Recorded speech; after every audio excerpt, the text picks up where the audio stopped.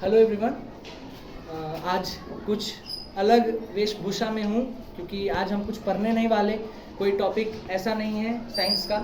यहाँ हमारा टॉपिक है जो कल का 5 सितंबर का जो हमारा एक बहुत ही महत्वपूर्ण दिवस है, टीचर्स डे, शिक्षक दिवस, उसके बारे में कुछ बातें करनी है। 4-5 2-3 पॉइंट्स और हैं। सबसे पहले हम लोग टीचर्स डे, आपको पता है 5 सितंबर को मनाया जाता है।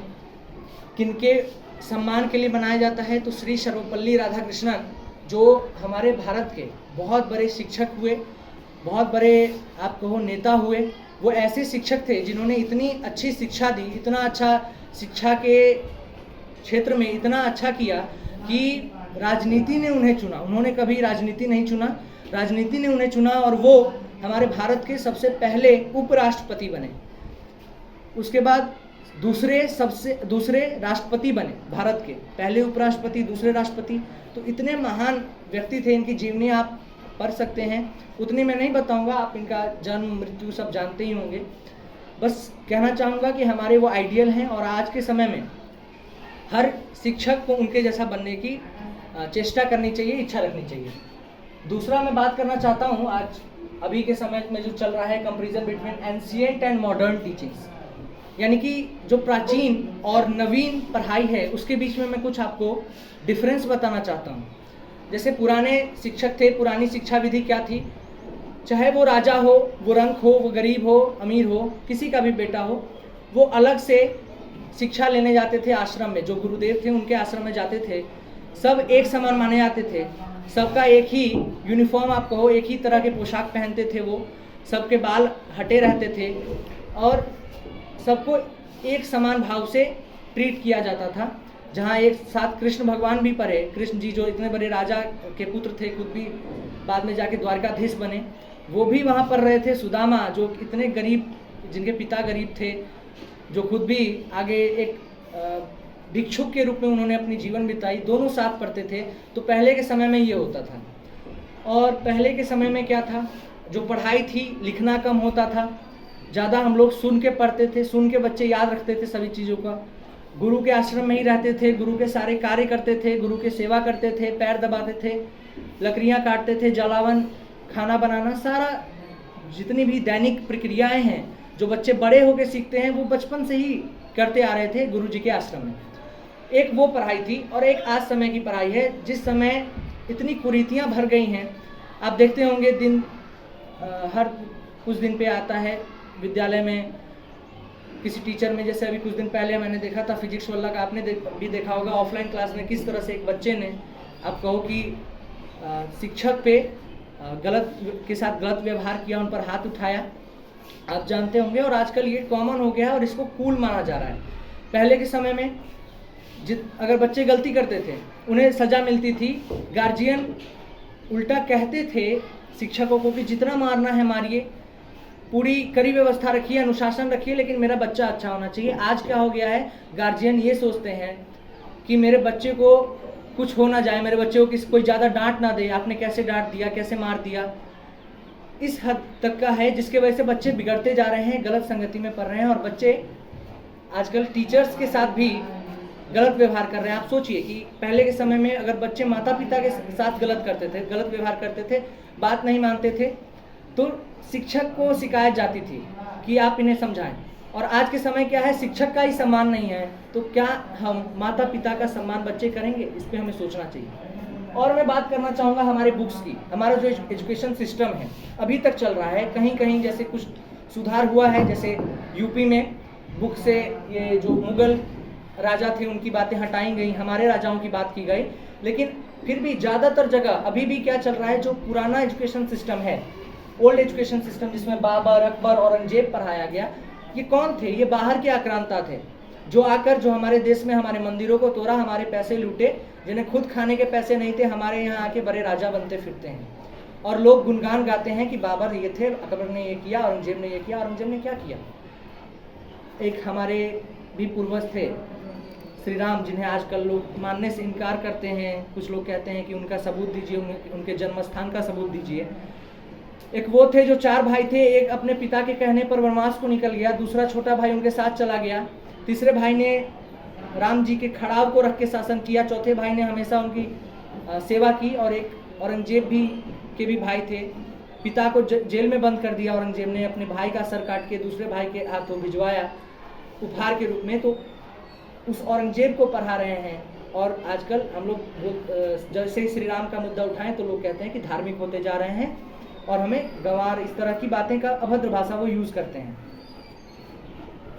इन्होंने हमें संभाजी के बारे में नहीं पढ़ाया। कौन थे संभाजी? जिन्होंने एक सिंह को जंगल में शिकार करते करते उन पे अचानक एक सिंह ने अटैक कर दिया, उन्होंने सिंह के जबड़े फाड़ दिए थे, उनके बारे में हमें नहीं पढ़ाया गया। कौन थे संभाजी?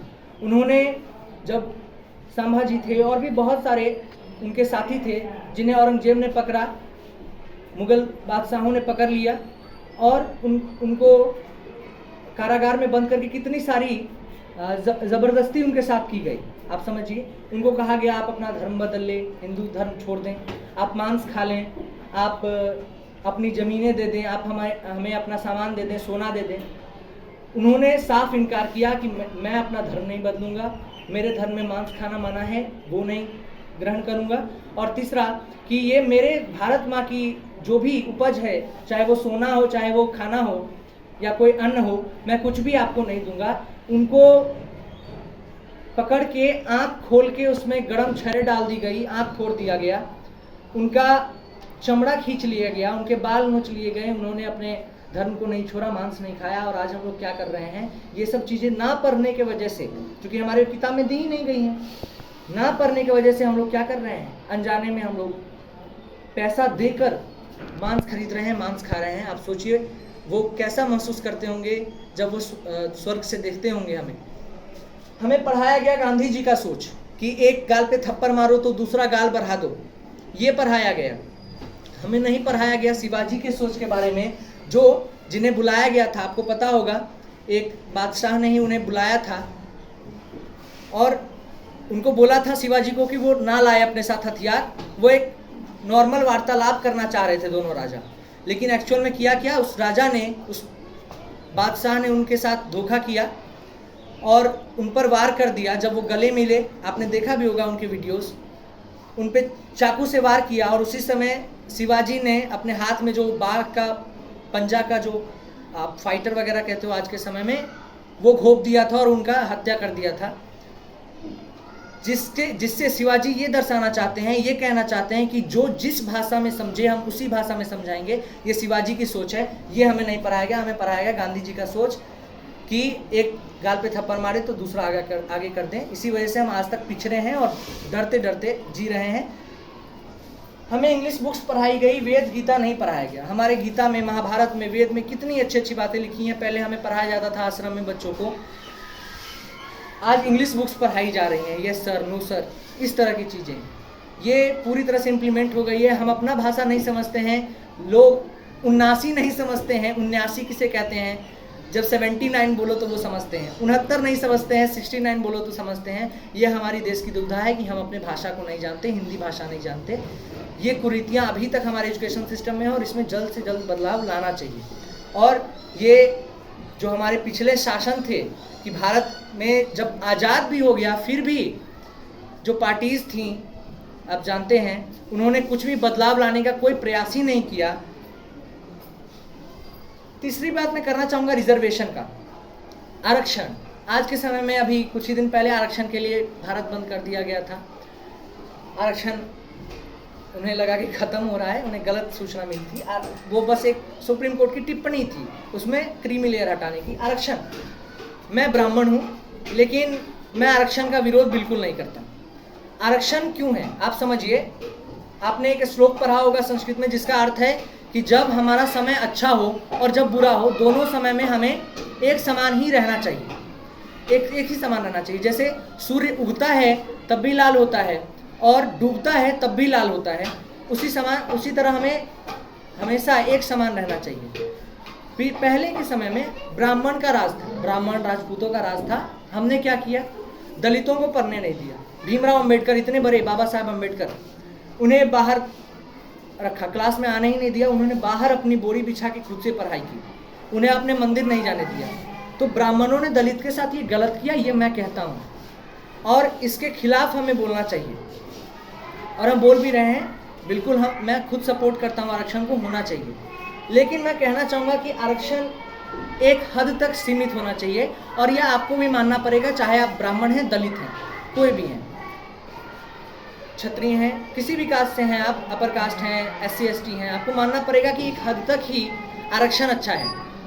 जैसे मेडिकल फील्ड्स हैं, एडमिनिस्ट्रेटिव फील्ड्स हैं, IAS है, इन सब में आरक्षण या तो नहीं होना चाहिए या तो कम से कम होना चाहिए। ये मेरी अपनी टिप्पणी है और आप इसके बारे में सोचिएगा।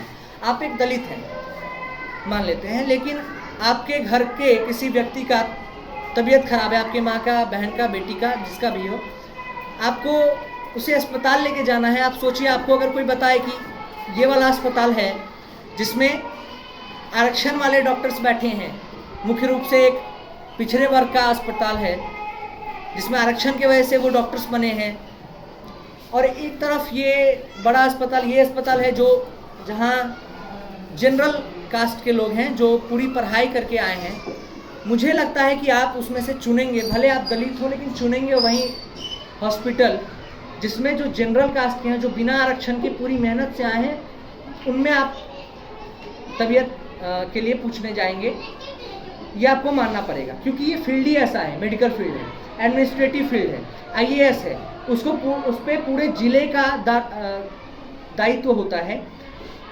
किसी दिन हुआ कि एक ही दिन में हिंदू का भी त्यौहार है, मुसलमान का भी त्यौहार है, ईसाई का भी त्यौहार है, सबका एक साथ पर्व है, सबको रोड पे कुछ अपना प्रदर्शन करना है, उसको कैसे वो मैनेज करेगा, ये बहुत बड़ी बात है, वो कोई नॉर्मल इंसान नहीं कर सकता। तो ऐसे चीज़ों में आरक्षण या तो बहुत कम होना चाहिए या तो ख़त्म होना चाहिए, ये मेरा मानना है। इसके बाद मैं कुछ पर्सनल बात करना चाहूँगा। जैसे मेरे नेक्स्ट प्लान्स क्या हैं, क्या मैं बिहार के कॉलेजेस प्रीफर कर रहा हूँ। लोग मुझसे पूछ रहे हैं, जो भी मेरे रिलेटिव्स वगैरह हैं, कि आप कहाँ जा रहे हैं क्या। तो पहले मेरा मन था आउट ऑफ बिहार जाने का, और मेरा मार्क्स आप जानते होंगे 670 है, काफ़ी कम आप कह सकते हो इस बार, क्योंकि इस बार हाई कट ऑफ गया है, और मेरा रैंक है 12,767 ऑल इंडिया में 768। तो मैं बाहर जाने का अब छोड़ रहा हूँ। मैंने पहले सोचा था यूपी वगैरह जाने का, अब छोड़ रहा हूँ। अब मैं वही प्रीफर कर रहा हूँ कि बिहार में ही NMCH या DMCH में ले लूँ, ये अभी मैं सोच रहा हूँ, बाकी आगे मैं बताते रहूँगा आपको। तो ये सब कुछ पॉइंट्स थे जो मैं डिस्कस करना चाहता था, और इस बात पर हमें ज़रूर सोचना चाहिए। बहुत अभी भी हमारे यहाँ बहुत ज़्यादा आपको शिक्षा दर बढ़ा है, लेकिन ये वर्चुअल है। अगर असल में देखें तो हम पूरी तरह शिक्षित नहीं हैं। कई लोग हैं हिंदू में हैं, जैसे मैं एक बात करना चाहूँगा। जैसे लोग कहते हैं कि मांस खाने से आप मना कर रहे हैं, जबकि हमारे ही माँ दुर्गा पूजा सबका जो होता है, उस त्यौहार में बलि चढ़ाई जाती है। मैं आपको बता दूं वो सब बिल्कुल गलत है। हमारे किसी भी, इसीलिए मैं कहता हूँ आप शिक्षित होइए, गीता पढ़िए, वेद पढ़िए। हमारे वेद गीता में कहीं भी बलि का चर्चा नहीं है। हाँ, चर्चा है, मतलब शिव पुराण आप पढ़ेंगे तो उसमें चर्चा है बलि का, लेकिन उसका अर्थ मारना नहीं है। उसमें कुक्कुर बलि और काक बलि का है। कुक्कुर यानी कुत्ता आप जानते हैं, काक यानी कौवा। उसमें लिखा गया है बलि का अर्थ है टू शेयर, यानी शेयर करना है। जैसे ये जो आवारा जानवर है, आवारा मीन्स की जो गलत मतलब नहीं, आवारा मीन्स जिनका कोई ख्याल रखने वाला नहीं है, जो रोड पे कुत्ते होते हैं, जो पंछी हैं जैसे कौवा है, इन सबको कोई पालता नहीं है। ये सब आवारा पंछी हैं, आवारा जानवर है जिनका कोई नहीं होता। उनके लिए हम अपने भोजन में से कुछ टुकड़ा दे दें, भोजन में बच गया तो उन्हें दे दें, चाहे पहले ही दे दें। छत पे कुछ खाना या पानी रख दें इन आवारा जानवरों के लिए, पंछी के लिए। ये है उसका अर्थ। तो गलत मतलब ना निकालें। आप अपने वेद गीता इन सबको पढ़ें, नहीं तो ऐसे ही धीरे धीरे आप सभी अपने अपने बुक्स को पढ़ें। जो दूसरे रिलीजन के हैं वो बिल्कुल आप अपना पढ़ें, आपका बाइबल है, आपका कुरान है, बिल्कुल उसको पढ़ें और उसको माने। दूसरे के कहने पर मत रहें। बहुत लोग आपको ये अंधविश्वास फैलाएंगे कि हमें मांस चढ़ाया जाता है, मांस खाया जाता है, ब्राह्मण, वो मैं कहता हूँ ऐसे ब्राह्मण अगर हैं तो ब्राह्मण कहने लायक भी नहीं है, क्योंकि हमारे में कभी भी जन्म के हिसाब से नहीं होता है जाति व्यवस्था, कर्म के हिसाब से होता है। जो जैसे कर्म करे, भले ही आपका जन्म एक शूद्र के परिवार में है, लेकिन आपके काम अच्छे हैं, आपकी सोच अच्छा है, आपके गुण अच्छे हैं, आपके विचार अच्छे हैं, तो आप ब्राह्मण कहलाएंगे। हमें ये माना जाता है। तो अपने सनातन धर्म को बिल्कुल जानिए और अपने किताब को पढ़िए, ताकि आपको कोई फुसला ना सके, गलत चीज़ ना सिखाए। इतना ही कहना चाहूँगा। धन्यवाद।